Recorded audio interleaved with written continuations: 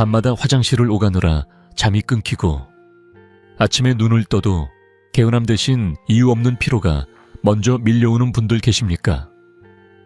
낮에는 멍하고 밤에는 다시 잠들기 어려워 뒤척이다가 어느 순간 스스로에게 이렇게 말하게 됩니다. 이 나이에 어쩔 수 없지.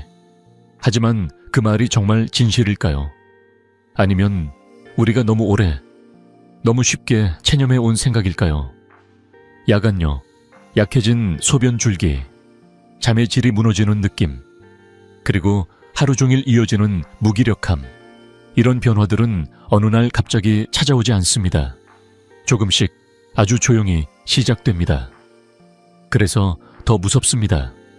많은 분들이 이 문제를 가족에게조차 말하지 못합니다. 창피해서가 아니라 말해도 달라질 게 없을 것 같다는 생각 때문입니다. 병원 문 앞에서 발길을 돌리며 좀 더 참아보자 고 스스로를 달래는 분들도 적지 않습니다.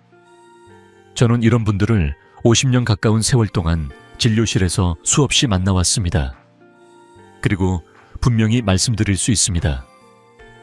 이 문제를 단순히 나이 탓으로 넘긴 분들일수록 삶의 활력은 생각보다 훨씬 빠르게 무너졌다는 사실을 말입니다.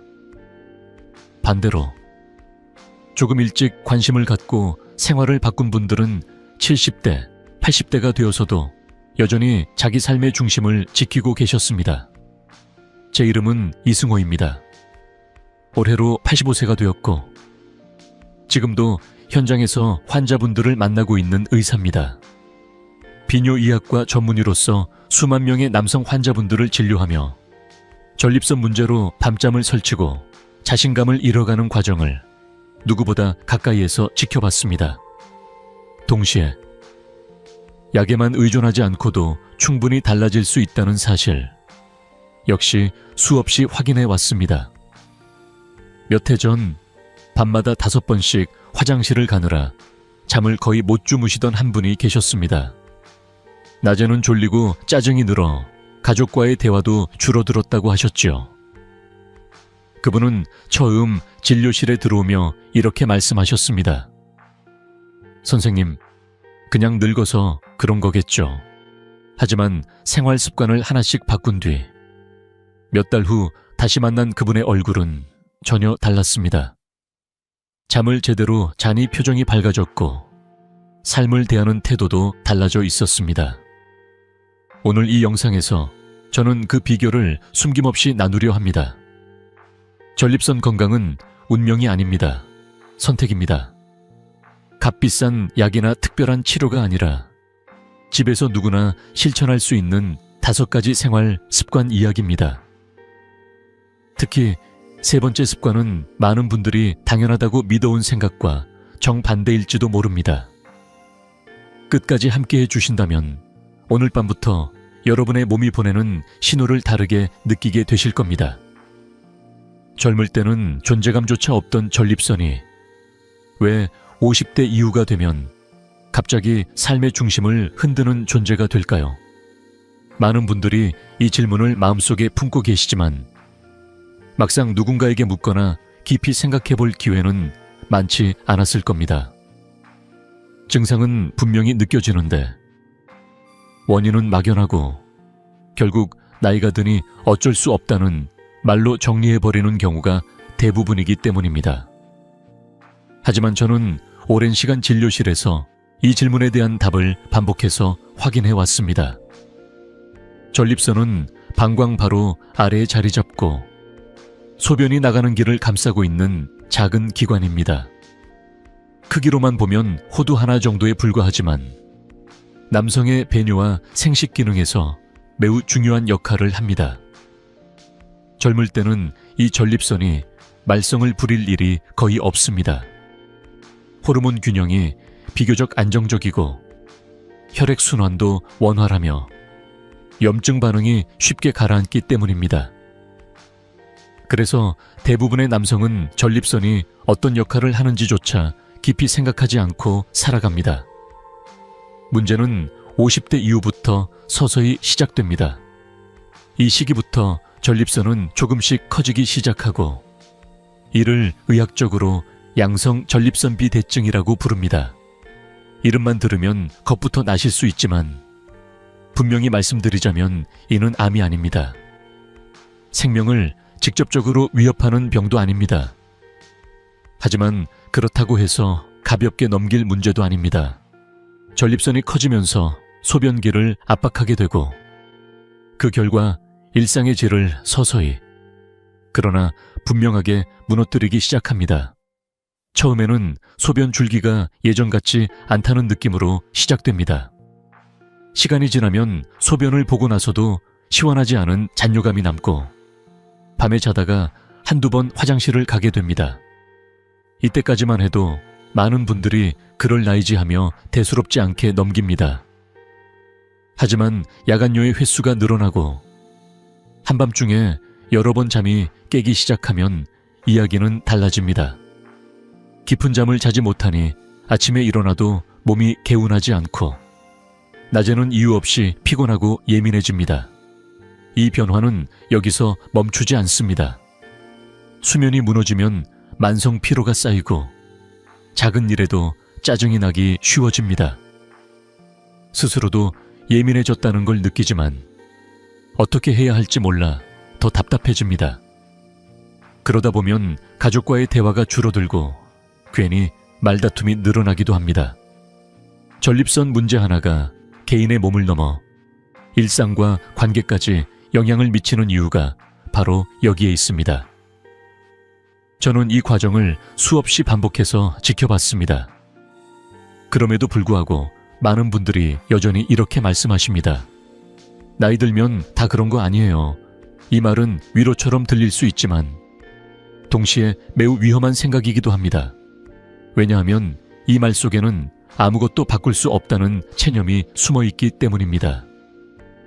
실제로 전립선 문제의 핵심은 단순한 노화 그 자체에 있지 않습니다. 나이가 들면서 쌓여온 만성염증 그리고 오랜 시간 이어진 생활 습관이 전립선을 서서히 압박해온 결과에 가깝습니다. 즉, 나이는 계기일 뿐 원인은 아닙니다.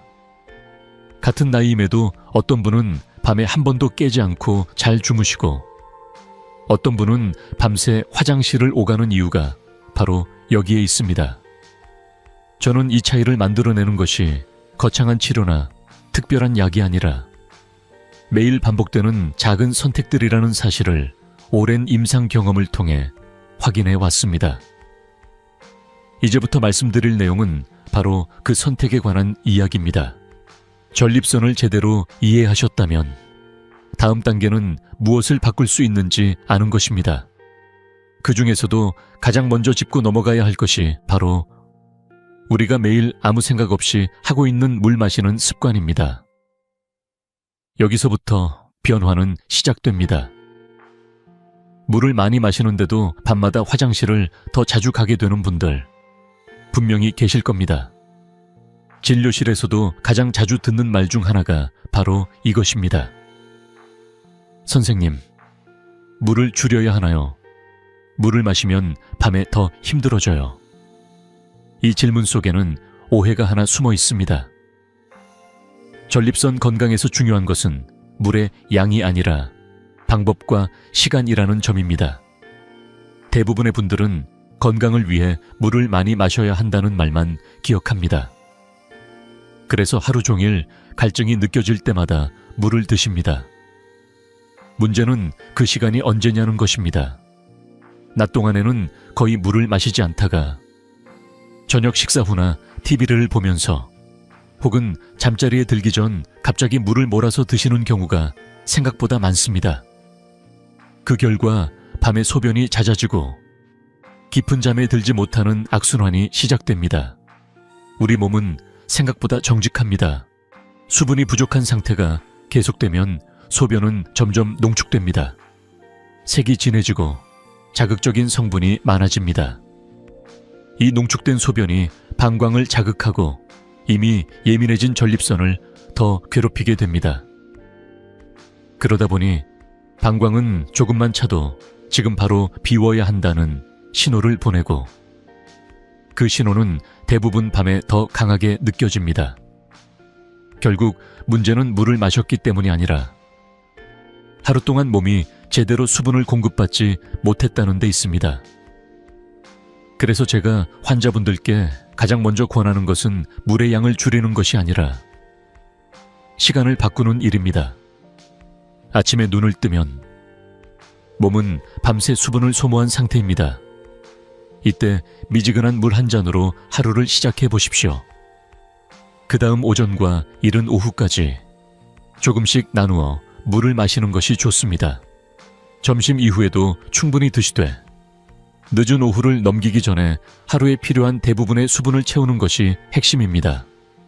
반대로 저녁 식사 이후에는 물과 음료 섭취를 의식적으로 줄여야 합니다.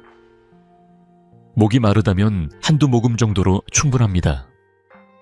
국물이 많은 음식이나 습관처럼 마시는 차 한 잔도 이 시간대에는 전립선과 방광에 부담이 될 수 있습니다. 처음에는 불편하게 느껴질 수 있지만 며칠만 지나면 몸이 새로운 리듬에 적응하기 시작합니다. 이렇게 물 마시는 시간만 조절해도 많은 분들이 밤에 화장실 가는 횟수가 눈에 띄게 줄어듭니다. 무엇보다 가장 큰 변화는 수면입니다. 밤에 깨지 않고 한 번에 잠을 자게 되면 아침의 컨디션이 완전히 달라집니다. 낮 동안의 피로감도 줄어들고 짜증이 덜해졌다는 말씀을 자주 듣습니다. 물을 제대로 마시는 것만으로도 몸은 스스로 회복할 힘을 얻는 것입니다. 여기서 꼭 짚고 넘어가야 할 것이 하나 더 있습니다. 커피나 차 같은 카페인 음료입니다. 많은 분들이 물 대신 커피나 녹차를 드시며 액체니까 괜찮겠지라고 생각합니다. 하지만 카페인은 이뇨작용을 촉진해 오히려 몸속 수분을 더 빠르게 배출시킵니다. 그 결과 낮에는 탈수가 심해지고 밤에는 더 예민해지는 악순환이 이어질 수 있습니다. 이런 음료는 가능하다면 오전 시간에만 드시고 오후 이후에는 피하시는 것이 좋습니다. 몇 해 전 밤에 4-5번씩 깨서 화장실을 가던 70대 환자분이 계셨습니다. 검사상 큰 이상은 없었고 약을 늘리고 싶어 하셨습니다. 저는 먼저 물 마시는 시간을 바꿔보자고 제안했습니다. 아침과 낮에 충분히 드시고 저녁 이후에는 줄이자는 간단한 약속이었습니다. 한 달 뒤 다시 만난 그분은 놀란 표정으로 말씀하셨습니다. 선생님, 요즘은 2번만 가도 많은 날이에요. 약을 바꾸지 않았음에도 삶의 질은 분명히 달라져 있었습니다. 이처럼 작은 습관 하나가 몸 전체의 리듬을 바꿀 수 있습니다. 전립선은 우리가 생각하는 것보다 훨씬 예민하고 동시에 정직한 기관입니다. 올바른 신호를 주면 그에 맞게 반응합니다. 이제 몸 안의 흐름을 바로잡았다면 다음으로는 몸을 움직이며 전립선을 둘러싼 환경을 풀어줄 차례입니다. 이제 몸을 안에서부터 풀어주는 2번째 습관으로 넘어가겠습니다. 전립선은 앉아있는 시간을 가장 싫어합니다. 이 말을 들으면 의아하게 느끼실 수도 있겠습니다. 운동을 안 해서 문제가 생기는 건 알겠는데 단지 오래 앉아있다는 이유만으로 전립선이 힘들어질 수 있느냐고 묻는 분들도 계십니다. 하지만 진료실에서 수많은 분들을 만나며 제가 확신하게 된 사실 하나는 전립선 문제를 겪는 분들 대부분이 하루 중 앉아있는 시간이 지나치게 길다는 점입니다. 특히 식사 후 바로 의자에 앉거나 소파에 기대는 습관은 전립선에 생각보다 큰 부담을 줍니다. 이쯤 되면 걱정부터 앞서는 분들도 계실 겁니다. 이제 헬스장을 가야 하나요? 힘든 운동을 해야 하나요? 하지만 안심하셔도 됩니다. 전립선 건강을 위해 필요한 것은 격한 운동이나 땀을 쏟는 훈련이 아닙니다. 오히려 그런 운동은 꾸준히 이어가기 어렵고 무릎이나 허리에 부담을 주어 금방 포기하게 만드는 경우가 많습니다. 제가 권하는 방법은 아주 단순합니다. 식사 후 15분, 가볍게 걷는 것, 그 정도면 충분합니다. 왜 걷기일까요? 걷는 동안 우리 몸에서는 조용하지만 중요한 변화들이 일어납니다. 먼저 골반 부위에 혈액순환이 자연스럽게 살아납니다. 전립선은 골반 깊숙한 곳에 자리 잡고 있어 혈류가 정체되기 쉬운 기관입니다. 오래 앉아 있으면 이 부위의 순환은 더 느려지고 염증 물질이 머무를 가능성도 커집니다. 하지만 걷기만 해도 골반 주변 근육이 부드럽게 움직이면서 전립선으로 가는 혈액의 흐름이 훨씬 원활해집니다. 또 하나 중요한 변화는 염증의 감소입니다. 전립선 문제의 바탕에는 눈에 보이지 않는 만성염증이 자리하고 있는 경우가 많습니다. 가벼운 걷기는 이런 염증 반응을 진정시키는 데 도움을 줍니다. 몸이 과도하게 흥분하지 않으면서도 필요한 신호만을 부드럽게 전달해 주기 때문입니다. 여기에 더해 식후 걷기는 혈당을 안정시키는 역할도 합니다. 혈당의 급격한 오르내림은 전립선 건강에도 부담이 되는데 걷기는 이 흐름을 완만하게 만들어줍니다. 그렇다면 왜 하필 식후일까요?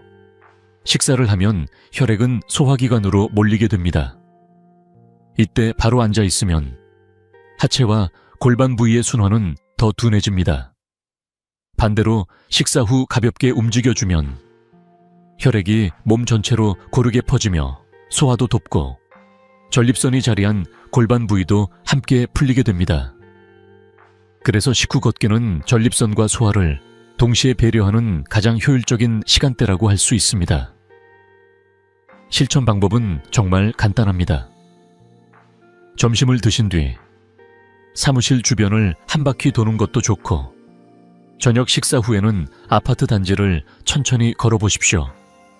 날씨가 좋지 않다면 복도나 지하 주차장, 가까운 마트 안을 걷는 것도 충분합니다. 중요한 것은 장소나 속도가 아닙니다. 숨이 찰 정도로 빠르게 걸을 필요도 없습니다. 대화가 가능할 정도의 편안한 속도로 15분만 걸으시면 됩니다. 무엇보다 중요한 것은 꾸준함입니다. 하루 이틀 걷고 그만두는 것보다 매일 같은 시간에 몸을 움직이는 것이 훨씬 큰 변화를 만듭니다. 처음에는 이걸로 과연 달라질까라는 의문이 들 수 있습니다. 하지만 몸은 거짓말을 하지 않습니다. 며칠, 몇 주가 지나면서 밤에 깨는 횟수가 줄고 아랫배에 답답함이 완화되는 것을 스스로 느끼게 되는 분들이 많습니다. 기억에 남는 한 분이 계십니다. 은퇴 후 하루 대부분을 집에서 보내며 식사 후에는 늘 TV 앞 소파에 앉아 계시던 분이었습니다. 밤에 자주 깨고 아침마다 허리가 무겁다고 하셨지요. 특별한 운동은 어렵다고 하셔서 저는 저녁 식사 후 단 15분만 동네를 걸어보시라고 말씀드렸습니다. 한 달쯤 뒤 다시 만났을 때 그분은 이렇게 말씀하셨습니다. 선생님, 걷는 게 이렇게 몸을 바꾸는 줄 몰랐어요. 밤에 깨는 횟수가 줄고 낮에도 몸이 한결 가벼워졌다고 하셨습니다. 이 정도 이야기는 사실 많은 분들이 이미 들어보셨을지도 모릅니다. 물 마시는 시간, 식후 걷기, 모두 어디선가 한 번쯤은 접해본 조언일 것입니다. 그래서 이렇게 생각하실 수도 있습니다. 역시 예상했던 이야기구나. 하지만 지금부터 말씀드릴 다음 습관은 대부분의 분들이 당연하다고 믿어온 생각과는 조금 다른 방향일지도 모릅니다. 여기까지는 준비 과정이었습니다. 이제부터 진짜 중요한 이야기가 시작됩니다. 이 이야기를 꺼내는 순간 많은 분들이 영상을 끄십니다. 불편하고 민망하고 굳이 지금 나이에 들을 필요가 있을까 하는 생각이 먼저 들기 때문일 겁니다. 진료실에서도 이 주제에 이르면 공기가 달라집니다. 시선을 피하거나 웃으며 말을 돌리거나 아예 그건 이제 상관없는 이야기죠 라고 선을 긋는 분들도 계십니다. 하지만 저는 이 장면을 수십 년 동안 반복해서 보며 한 가지 사실을 분명히 깨달았습니다. 바로 이 주제를 피하는 순간부터 전립선 건강은 더 빠르게 무너진다는 점입니다. 많은 분들이 성생활을 젊을 때의 일 혹은 체력이 남아있을 때의 이야기로 생각합니다. 나이가 들면 자연스럽게 사라지는 것이고 없어져도 괜찮다고 스스로를 설득합니다. 하지만 저는 분명히 말씀드리고 싶습니다. 나이는 이 문제에서 이유가 될 수 없습니다. 성생활은 체면이나 자존심의 문제가 아니라 몸의 기능과 직결된 건강의 문제이기 때문입니다. 전립선의 관점에서 보면 규칙적인 성생활은 매우 중요한 역할을 합니다. 쉽게 비유하자면 전립선을 청소해주는 과정이라고 할 수 있습니다. 전립선 안에는 시간이 지나면서 노폐물과 염증을 유발할 수 있는 물질들이 쌓이기 쉽습니다. 이런 정체가 오래 지속되면 전립선은 더 붓고 더 예민해집니다. 규칙적인 사정은 이 정체를 자연스럽게 해소하는 역할을 합니다. 몸이 스스로 균형을 되찾을 기회를 주는 것입니다. 이 과정에서 혈액순환도 함께 개선됩니다. 성생활은 골반 부위의 혈류를 활성화시키고 전립선 주변 근육의 긴장을 풀어줍니다. 혈액이 잘 흐르기 시작하면 염증 반응은 서서히 가라앉고 조직 회복에 필요한 신호들이 제대로 전달됩니다. 그래서 이 습관은 단순히 기능적인 측면을 넘어 전립선 전체 환경을 부드럽게 바꾸는 힘을 갖고 있습니다. 물론 중요한 전제가 하나 있습니다. 무리해서는 안 된다는 점입니다. 젊은 시절의 기준으로 자신을 평가하거나 남들과 비교할 필요는 전혀 없습니다. 체력과 컨디션에 맞게 몸이 허락하는 범위 안에서 자연스럽게 이어가는 것이 중요합니다. 횟수나 방식에 정답은 없습니다. 중요한 것은 완전히 끊어버리지 않는 것입니다. 전립선은 사용하지 않을수록 더 경직되고 더 예민해지는 경향이 있기 때문입니다. 파트너가 없는 경우에 대해 걱정하시는 분들도 계십니다. 이 또한 많은 분들이 입 밖으로 꺼내지 않는 고민입니다. 하지만 의학적으로 보았을 때 파트너의 유무가 이 습관의 효과를 좌우하지는 않습니다. 중요한 것은 전립선이 주기적으로 자극과 순환을 경험하느냐의 문제입니다. 이 역시 숨기거나 부끄러워할 일이 아니라 자신의 몸을 관리하는 하나의 선택으로 받아들이셔도 됩니다. 또 한 가지, 성기능에 어려움이 있어 이 이야기를 아예 포기해버린 분들도 계십니다. 발기 문제나 자신감 저하는 나이가 들며 흔히 겪을 수 있는 변화입니다. 하지만 그렇다고 해서 혼자 끙끙 앓으며 문을 닫아버릴 필요는 없습니다. 요즘은 다양한 상담과 치료 방법이 마련되어 있고 많은 분들이 도움을 받고 계십니다. 이럴 때일수록 전문의와 솔직하게 이야기하는 것이 오히려 가장 빠른 길이 될 수 있습니다. 제가 이 이야기를 반복해서 드리는 이유는 단 하나입니다. 건강은 체면보다 중요하기 때문입니다. 남에게 보이기 위한 삶이 아니라 내가 편안하게 숨쉬고 잠들기 위한 삶을 지키는 것이 먼저입니다. 전립선은 우리가 외면할수록 더 큰 신호로 돌아옵니다. 반대로 용기를 내어 마주하면 생각보다 조용히 안정을 되찾는 기관이기도 합니다. 이제 여기까지 들으셨다면 몸의 순환과 리듬을 회복하는 데 있어 중요한 한 축을 이해하신 셈입니다. 다음으로는 우리가 매일 마주하는 식탁 위의 선택이 전립선에 어떤 영향을 미치는지에 대해 이야기해 보려 합니다. 겉보기에는 사소해 보이지만 이 선택이 쌓이면 몸은 분명히 다른 반응을 보이기 시작합니다. 매일의 식탁이 전립선을 키울 수도 있고 지킬 수도 있습니다. 이 말이 조금 과장처럼 들릴 수도 있겠습니다. 하지만 진료실에서 오랜 시간을 보내며 제가 확신하게 된 사실 하나는 전립선 상태가 생활 전반보다도 식탁 위의 선택과 매우 밀접하게 연결되어 있다는 점입니다.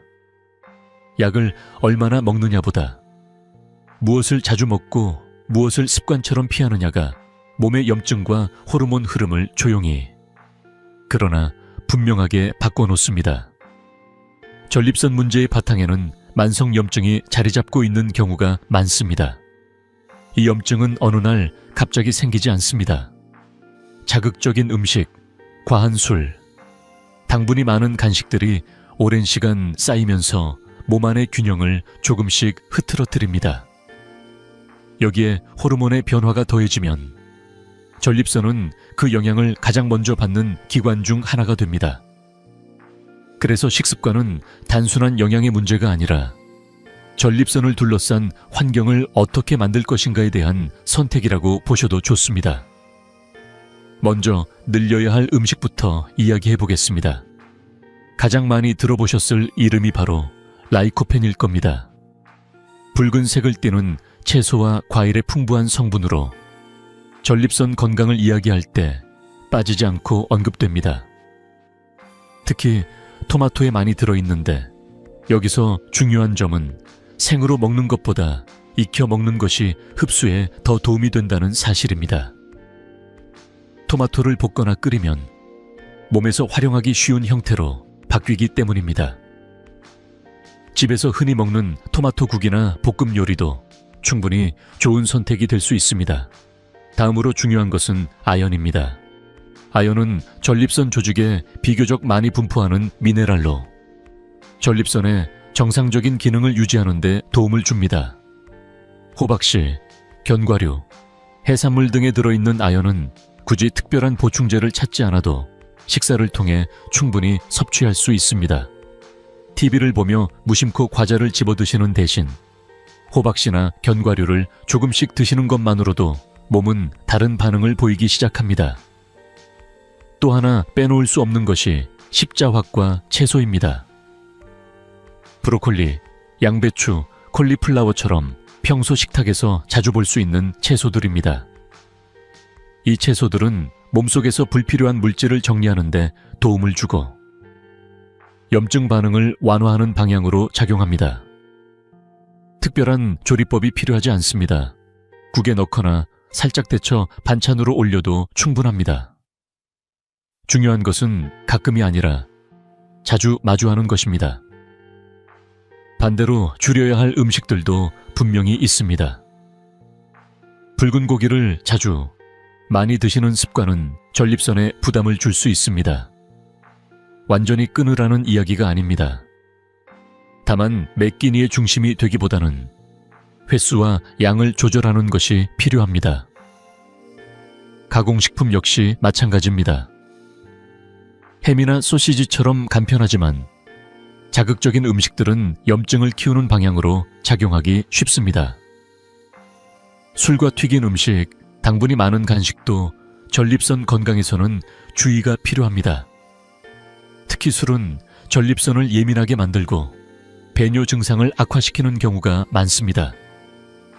한 잔쯤은 괜찮겠지라는 생각이 반복되다 보면 몸은 그 작은 자극을 계속 기억하게 됩니다. 완전히 금해야 한다는 부담보다는 스스로 기준을 세우고 줄여나가는 것이 현실적인 방법입니다. 여기서 중요한 점은 혼자만의 식단을 따로 만들 필요는 없다는 것입니다. 대부분의 중년, 고령 남성분들은 가족과 함께 식사를 하십니다. 그래서 저는 늘 가족 식탁 안에서 가능한 선택을 권합니다. 반찬 하나를 채소 위주로 바꾸고 국물의 짠맛을 조금만 줄이고 간식을 바꾸는 정도로도 충분합니다. 식습관은 의지가 아니라 환경이 만든다는 말이 있습니다. 가족과 함께하는 식탁에서 자연스럽게 이어질 수 있어야 오래 갑니다. 이 과정에서 가장 경계해야 할 생각은 완벽해야 한다는 부담입니다. 오늘은 잘 지켰지만 내일은 흐트러질 수 있습니다. 그것이 정상입니다. 중요한 것은 한 번의 실수가 아니라 다시 돌아오는 힘입니다. 완벽한 식단보다 지속 가능한 선택이 전립선을 지키는데 훨씬 큰 역할을 합니다. 이제 전립선을 보호하는 네 번째 습관까지 살펴보았습니다. 몸의 순환을 돕고 염증을 낮추고 식탁 위에 선택을 바꾸는 과정이 조금씩 연결되고 있다는 느낌이 드실 겁니다. 그리고 마지막으로 남은 한 가지는 이 모든 변화가 몸 안에서 제대로 정리되고 회복되는 시간을 만드는 일입니다. 이제 마지막 핵심 습관으로 넘어가 보겠습니다. 전립선은 밤에 회복됩니다. 이 말은 단순한 비유가 아니라 오랜 진료 경험 속에서 제가 수없이 확인해온 사실입니다. 낮 동안 우리가 어떤 선택을 하느냐도 중요하지만 그 모든 선택의 결과를 몸이 정리하고 회복하는 시간은 바로 밤입니다. 그런데 많은 분들이 이 시간을 가장 쉽게 포기합니다. 잠은 나중에 자면 되지. 눈만 붙이면 되는 거 아니야 라고 생각하며 수면을 그저 쉬는 시간 정도로만 여깁니다. 하지만 전립선 건강을 이야기할 때 수면은 선택이 아니라 반드시 지켜야 할 기반입니다. 잠을 자는 동안 우리 몸에서는 겉으로 보이지 않는 일들이 차분히 진행됩니다. 낮 동안 쌓인 피로와 염증을 정리하고 손상된 조직을 회복시키는 신호들이 이 시간에 집중적으로 작동합니다. 전립선도 예외가 아닙니다. 밤에 충분히 깊은 잠을 자지 못하면 전립선에 쌓인 염증 반응은 가라앉을 기회를 얻지 못합니다. 그러다 보니 아침이 되어도 몸은 완전히 회복되지 않은 상태로 하루를 시작하게 됩니다. 특히 전립선 문제를 겪는 분들께 수면이 더 어려운 이유는 야간요와 불면이 서로를 끌어당기는 구조에 있기 때문입니다. 밤에 자주 화장실을 가면 깊은 잠에 들기 어렵고 깊은 잠을 자지 못하면 호르몬의 균형이 흐트러집니다.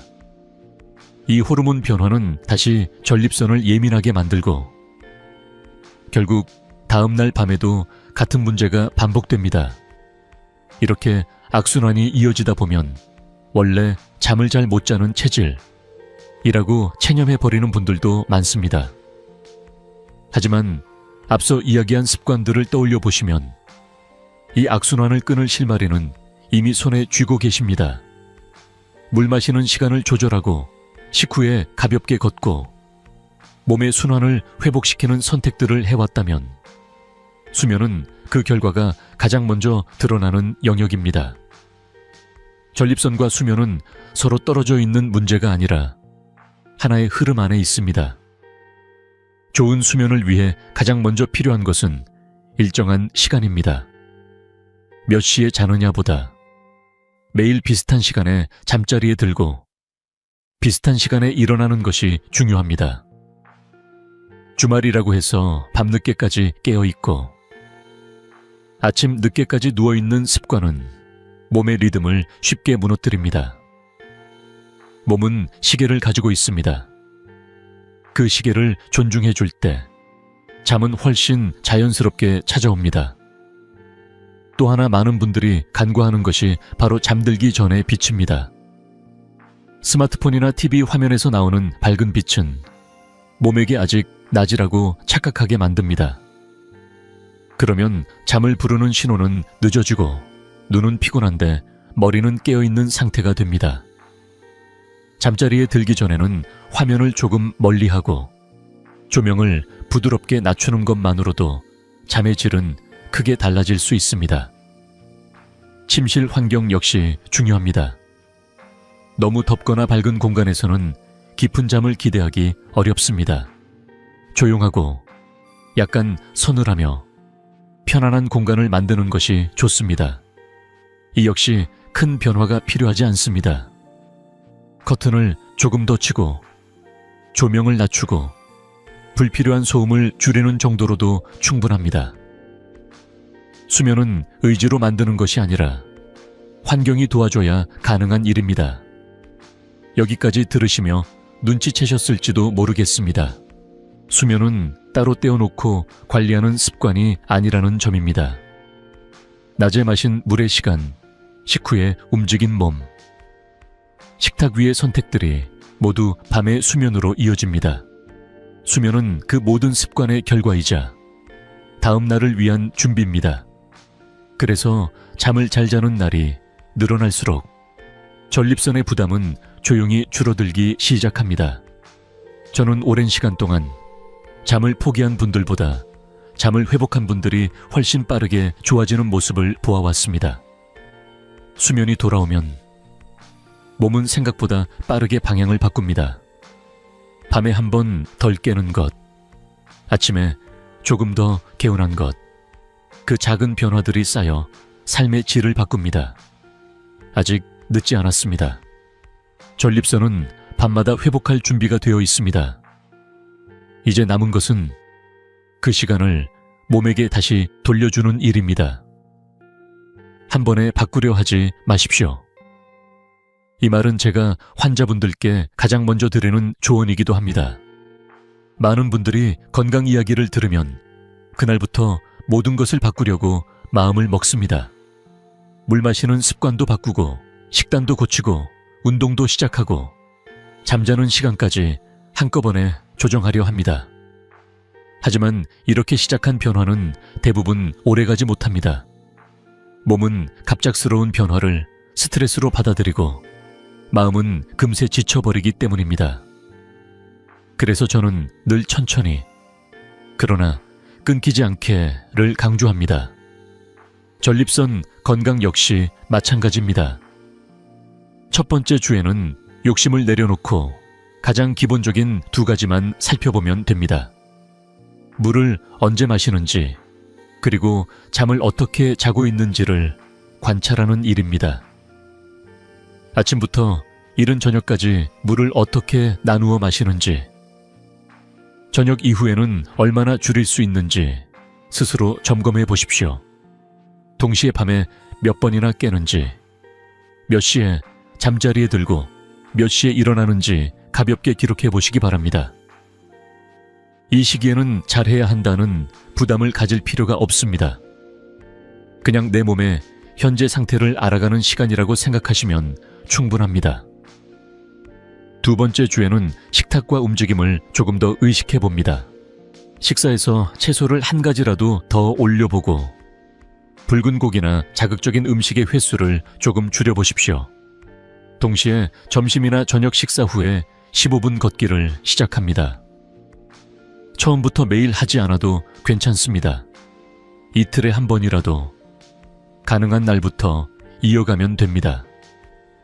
이 시기에 많은 분들이 몸이 조금 가벼워진 것 같다는 느낌을 받기 시작합니다. 큰 변화가 아니라 아주 미묘한 차이일 수 있지만 그 신호를 놓치지 않는 것이 중요합니다. 3번째 주에는 조금 더 깊은 영역으로 들어갑니다.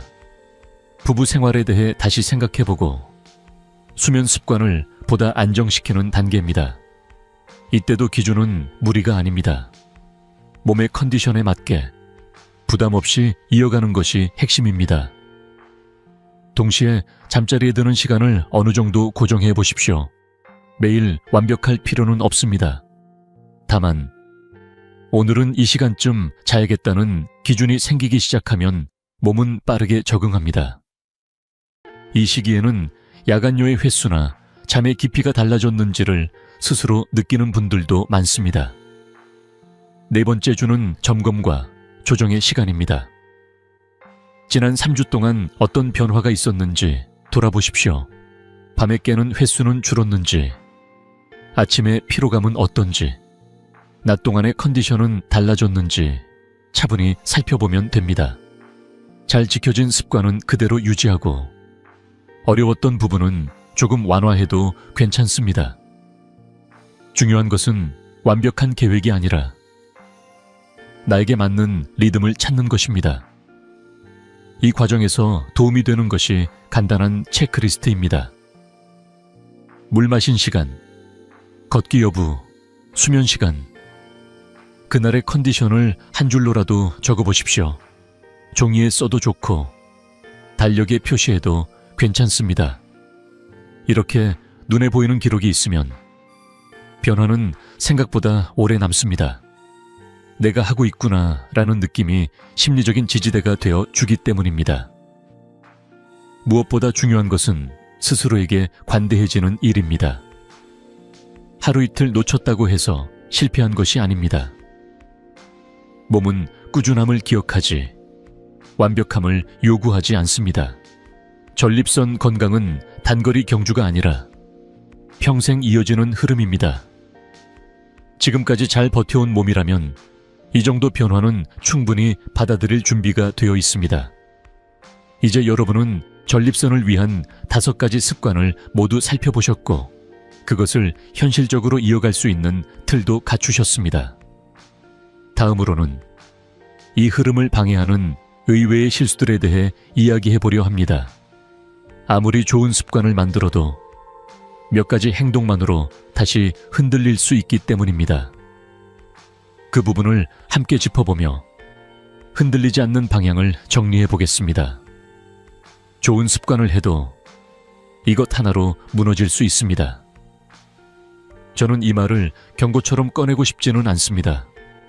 다만 오랜 시간 진료실에서 수많은 과정을 지켜보며 꼭 짚고 넘어가야 할 부분이기 때문에 조심스럽게 말씀드리고 싶습니다. 앞에서 이야기한 습관들을 성실히 실천하고 있음에도 불구하고 몇 가지 행동이 반복되면서 전립선이 다시 예민해지는 분들을 저는 너무 많이 보아왔습니다. 그래서 이 파트는 비난이 아니라 방향을 바로잡기 위한 보충 설명이라고 생각해 주시면 좋겠습니다.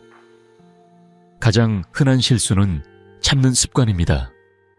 화장실에 가고 싶은 신호가 와도 지금은 귀찮다거나 조금만 더 참자며 미루는 경우가 많습니다.